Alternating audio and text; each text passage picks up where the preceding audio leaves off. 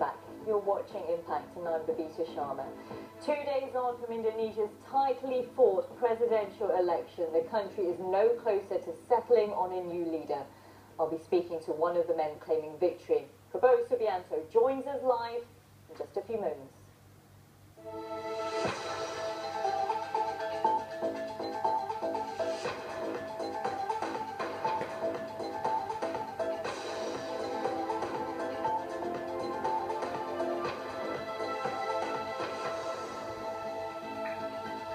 Hello there and welcome back. Political tensions are rising in Indonesia after Wednesday's presidential elections ended with both candidates declaring victory. Jakarta Governor Joko Widodo and his rival, ex-General Prabowo Subianto, each said they had won after unofficial early results were released. Well, I'm pleased to say we can now cross live to Jakarta and speak to one of those men that is claiming victory in these elections, Prabowo Subianto. Prabowo Subianto, welcome to Impact here on BBC World News. Welcome to you. Good evening. Thank you for having me. We're 10 days away from the official results. What do you think that result will be? Well, all the real count that is coming in shows that I'm leading. So I think I'm very confident that I have gotten the mandate of the Indonesian people.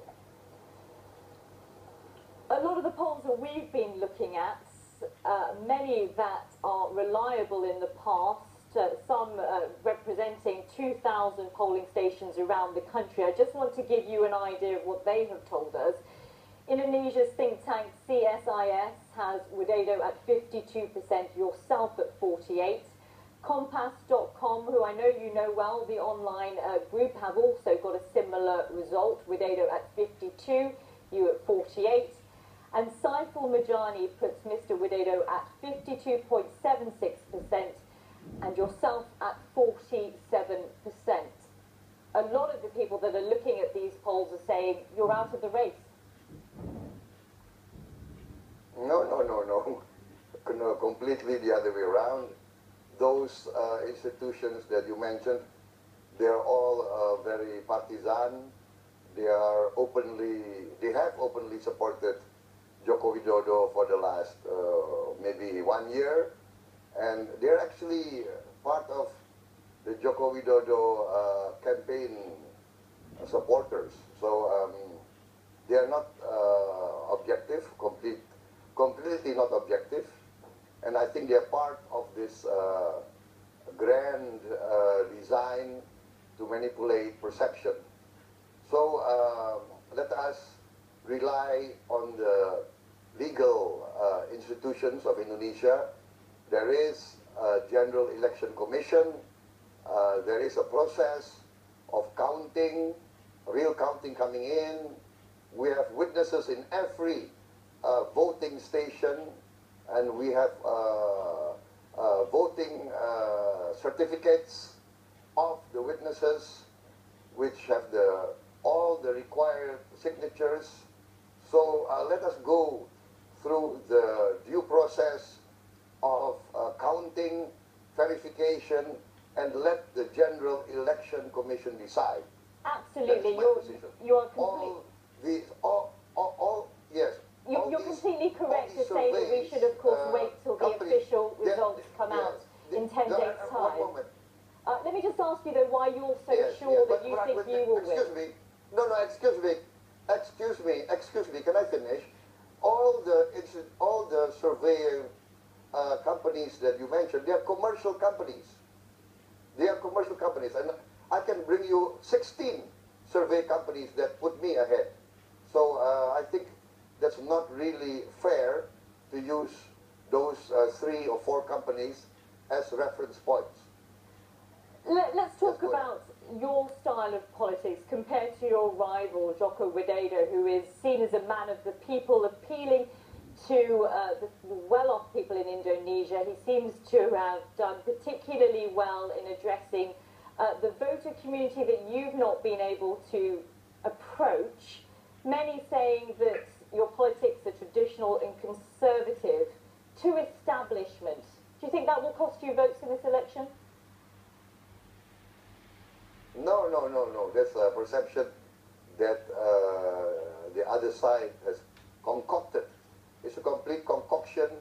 I think my rival is a product of PR campaign, completely the other side. He is actually a tool of the oligarchs, and I don't think that's the correct picture. He's not a man of the people.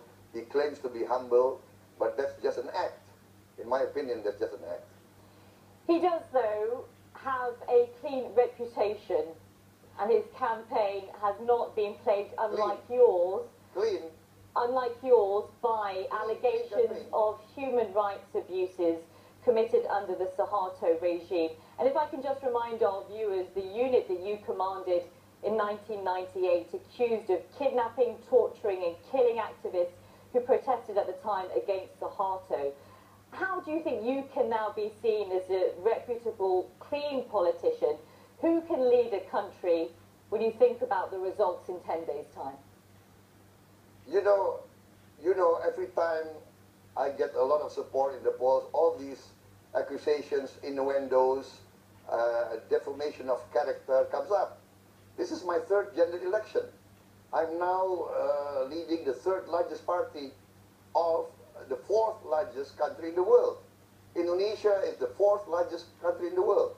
We are 250 million people. We are the size of Europe. And I'm leading the third largest party, and now I'm leading a coalition which represents nearly 2/3 of Indonesian voters. How do 2/3 of the Indonesian people, how can they be fooled? How can they be so stupid to support someone who is what all my rivals accuse me of being? So this is completely defamation of character. Do you not think, though, it is about time that you unequivocally address what happened and these allegations directly? Oh, I have. Many, many, many times. On record, on tape, on, I think anybody, any foreign press who interview me, they will always ask me about human rights allegations. You know, this is the story for the last 16 years. But it keeps coming up. With all due respect, it keeps coming up year after year. How are you going to be able to put that away from where you stand today? Well, it keeps coming up. It keeps coming up by my enemies, by my rivals. It's part of the game of politics. Is it not time to put an end to it and actually answer the questions that are being levelled at you about these allegations? I have answered many, many times on record. On record, I'm a free man. I've never been indicted of anything. This is just a political campaign to destroy me because they do not like what I stand for. I stand for a clean Indonesia. I stand for justice for my people. I stand for a fair deal for the Indonesian people. They have always been lied to. They have always been considered stupid. Indonesians are considered stupid, lazy people. This is the old-time colonialist perception that they want to pin on the Indonesian people. Okay, well, when the results are announced, the big oligarchs can take all the money and I beg pardon? I beg your pardon? Apologies for interrupting. When the results are announced on July the 21st and July the 22nd, if they show that your rival, Joko Widodo, has won, will you graciously accept that as the will of the Indonesian people? That is part of democracy. If he is certified winning fairly, of course I will concede. But I'm very confident all the real count coming in shows I'm leading.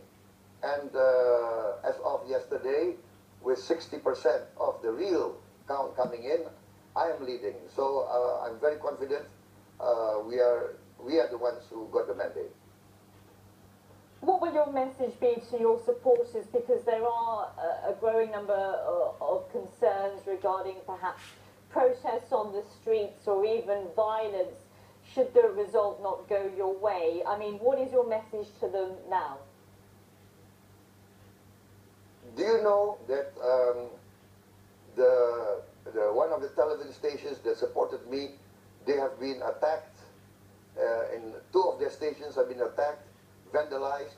Do you know that one of the polling company that predicted that I won, they were attacked last night by a Molotov bomb?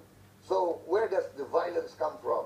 Where does the intimidation come from? What is your message, though, I've to your gotten my supporters? reports. I've gotten reports from my supporters that they have been intimidated, they have been attacked in many, many parts of Indonesia. So my message is, I have said that on record, you can check. Always, always, I've said many times, keep calm, be cool. Our rivals are our brothers, and they are not enemies. All my speeches, and not one speech from my rival saying the same thing. Not one. I have said that if the Election Commission certify the real will of the people, I will honor the decision. They have not said that. They have not said one time during the entire campaign. I think I've made 10 or 15 statements on national television during the presidential debate. At every event, hundreds of million people have seen this. And from my rival, not one time a statement that they will honor the decision of the Indonesian people. In fact, what we get is an announcement that if Prabowo wins, then it's cheating, even before the real count come in. I just want to ask you one final question, sir. What will you do if you don't win? What? I'm very confident I win. But you know, if the Indonesian people do not need me, I'm fine. I have a good quality of life. I like to go back, you know, to my life. In fact, it's a quieter life out of politics. I'm doing this out of obligation to serve my people. Prabowo Subianto, we are grateful for your time here on Impact on BBC World News. Thank you very much.